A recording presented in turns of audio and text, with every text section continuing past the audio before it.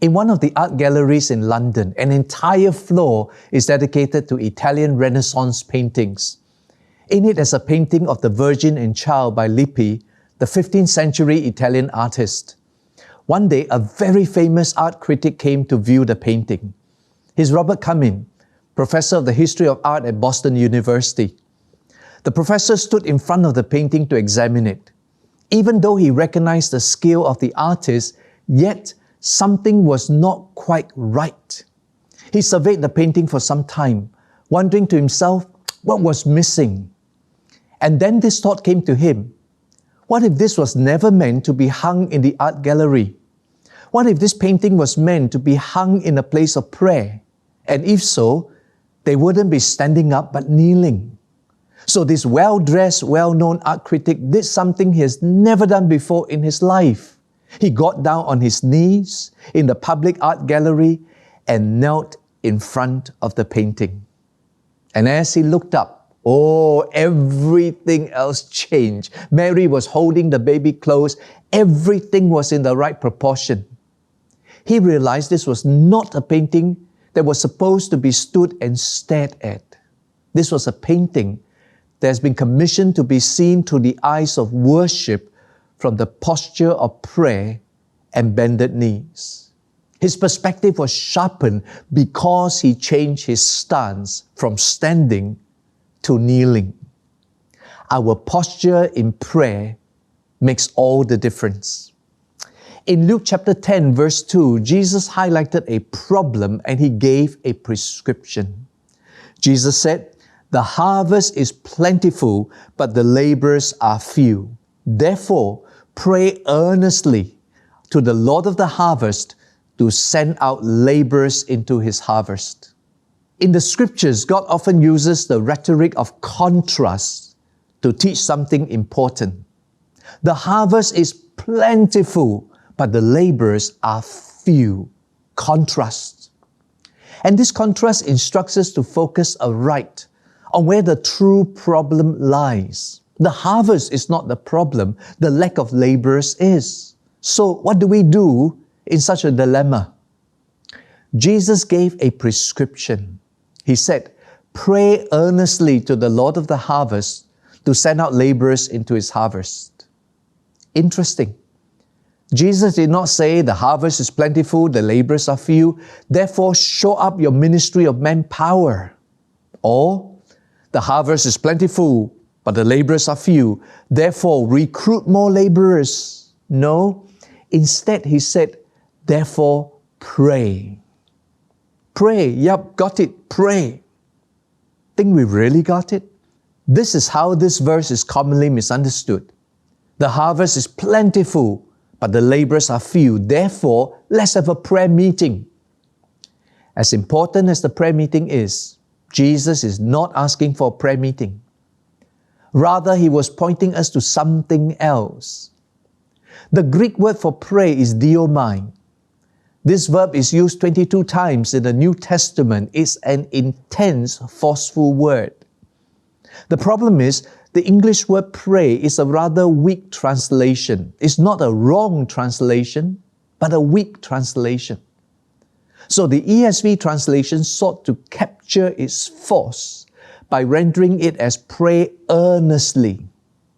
But even that doesn't quite capture the full force of diomai. In unadulterated language, diomai means to plead or to beg. That's why some translation renders it as beseech the Lord of the harvest, diomai. In this context, it conveys the notion to ask urgently, to ask persistently, to ask in desperation. What Jesus is highlighting is the desperation needed. He's saying you must see the desperation. You must see the critical need. You must see the great harvest. Here's the problem. The church is not desperate enough. We can neither see the kairos opportunities nor the crisis. The harvest is plentiful, but the laborers are few. However, the minute we see it, the minute we are moved by the enormity of the harvest, The minute we are convicted of the scarcity of the laborers, we become gripped with a holy desperation. We urgently and earnestly plead to God to send forth His laborers, not just any kind, but His kind of laborers, holy, passionate, anointed. Now, don't miss this. Jesus actually gave a twofold prescription. The first, as we've seen, is a call to a holy desperation. Diomai, pray earnestly. The second is a commission to a harvest discipleship. In February 2008, Bill Bright published an article titled Spiritual Multiplication in Christianity.com. He said, "A few years ago, I traveled to Thailand where I met one of the staff members. He was the spiritual father of 12 generations. He had led more than 1,500 people to Christ in 4 years.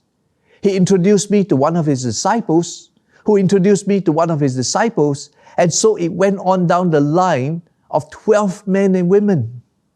The last disciple in the chain has been a Christian only 6 months, and he has already introduced 12 people to Christ." How inspiring! Put simply, the need of the hour is to know Christ and to make Him known. You see, the second thing that is often missed about this text is that when Jesus said, "Therefore pray earnestly to the Lord of the harvest to send out laborers," He said in the same breath, "I am sending you." Did you catch that? I am sending you. Here's the principle. To meet a desperation, there is a deputation. A deputation is a group of people appointed and authorized to undertake a mission. And the you is in the plural pronoun. You all. I am sending you all out. Prayer without works is dead.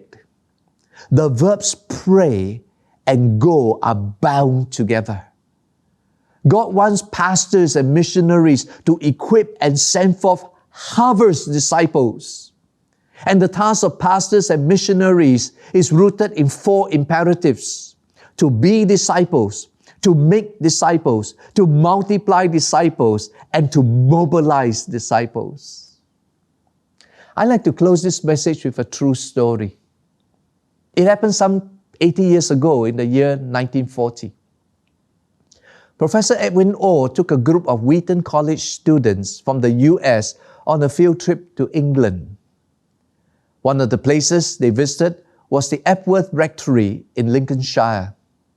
This was the home of the great reformer and founder of the Methodist Church, John Wesley. The tour bus stopped there, and the professor brought his students to various parts of the home. In the kitchen, he showed them the place where John Wesley would have cooked his meals and had his lunch and supper.